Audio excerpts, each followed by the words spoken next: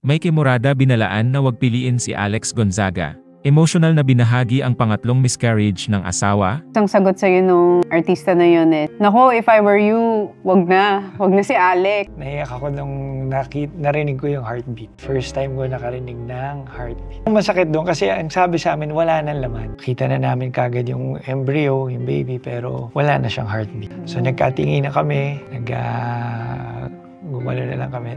We accepted it.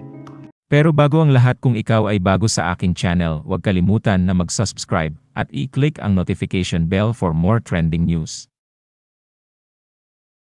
Sa kamakailang episode ng Tony Talks, ang YouTube talk show ng ultimate multimedia star na si Tony Gonzaga, nag-guest si Mikey Morada, ang hubby ni Alex Gonzaga. Napag-usapan nila ang tungkol sa miscarriages ni Alex at ang hirap na pinagdaanan nila ni Mikey para lang magka-baby. Sa panayam, inalala ni Tony ang panahon ng unang bumisita si Mikey kay Alex sa ASAP. May isang celebrity daw na nagtanong sa konsehal kung bakit siya nasa studio at bibisitahin daw si Alex. Na-discourage siya ng nasabing celebrity na ituloy ang actress-vlogger. Kinuwento sa akin ni Alex na noon ng una mong bisita sa ASAP, may isang artistang nagtanong sa iyo, "Bakit ka nandito?" Tapos ang sagot mo is, "Bibisitahin ko si Alex." Tapos ang sagot sa iyo ng artista na yon is, "Naku, if I were you, wag na. Wag na si Alex."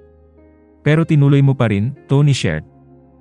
Sinabi ni Mikey na si Alex talaga ang nagustuhan niya, at nang makilala niya ito ng husto, sinabi niya sa sarili niya na siya na ang gusto niyang makasama habang buhay. Dagdag pa ng public servant, kung mas makikilala umano ng mga tao si Alex ay mabait siyang tao at madaling mahalin. Anong una mong bumusita sa ASAP, may isang artista na nagtanong sa'yo, "Bakit ka nandito?" Tapos sagot mo is, "Bibisitahin ko si Alex." Isang sagot sa'yo nung artista na yun is, "Nako, if I were you, wag na si Alex." Pero tinuloy mo pa rin. Kasi meron kang nakita sa kanya na hindi nakikita nung iba. Nang tanungin ni Tony Gonzaga si Mikey Morada kung ano ang mga pagbabagong nakita niya kay Alex Gonzaga sa loob ng 5 taon ng kanilang pagsasama, sinabi nitong mas naging matyaga ang kanyang misis at marunong makisalamuha sa mga taong nakapaligid sa kanya. Dagdag pa niya, natuto ang kanyang misis kung paano magkompromiso. Sinabi naman ni Mikey na alam niya kung paano tanggapin ang katigasan ng ulo ni Alex at ang pagiging kulit nito. Samantala, sa loob ng mahabang taon maraming pinagdaanan ang kanilang pagsasama, lalo na pagdating sa kagustuhan nilang bumuo ng sariling pamilya. Alex Gonzaga had miscarriages, and this broke her and Mikey Morada's heart. Umaasa pa rin ang mag-asawa na balang araw, sila ay magiging mga magulang, pero sa kasamaang palad ay sa ikatlong pagkakataon ay nagkaroon ng miscarriage ang aktres. Ito ang kinumpirma ng asawa ni Alex na si Mikey nang nakapanayam siya ni Tony Gonzaga. Sinabi ni Mikey na noong December 2024 nangyari ang pangatlong insidente nito. Kwento niya, "Nung nalaman namin na pregnant kami for the 3rd time, nagpa-check up kami kaagad sa OB and okay naman. Tapos nag-decide kami na mag-iingat na talaga siya, and the 2nd week, okay pa yung ultrasound. Hanggang dun sa pangatlong linggo sabi sa amin nung doktor, naku, wala na namang laman." Matapos marinig ni na Mikey at Alex ang sinabi ng doktor, ay nagpa-second opinion sila sa ibang OB doktor. A few days delayed pa lang siya. Pagtingin namin, positive. So nung nalaman namin na pregnant kami, nagpa-check na kami kagad sa OB and okay naman. Then the 2nd week, okay pa yung ultrasound. Hanggang dun sa pangatlong linggo, sabi sa amin ng doktor, wala na naman laman. Blighted ovum ulit. So talagang bumagsak ulit yung namin, pero mas kaya compared dun sa una. Mararamdaman namin yung saya pag nakarinig na kami ng tibok ng puso o makakita kami ng embryo. Hindi pa kami umaabot dun sa punto. May baby na. Sakto nag-text yung OB. Parang kinukulit siya. Daan ka naman. Visit ka. Siguro blessing din ni Lord. Naisip namin, sige, pa-second opinion tayo dun. Pagdating namin dun sa ultrasound na yun, yun na yung pang-apat. Mayroong bata sa loob. May baby sa loob.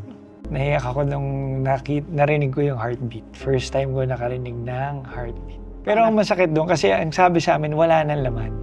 So nung nagpunta kami, nagdadasal kami the week before. Si Catherine, umiiyak din talaga siya. Pray siya ng pray. Nagsasabi, may makikitang baby the following week. Nalaman namin, mababa yung heartbeat. 65 lang. Pumunta kami sa ospital. Tinanay namin habulin. Baka ma-save pa yung baby. Ginawa namin lahat.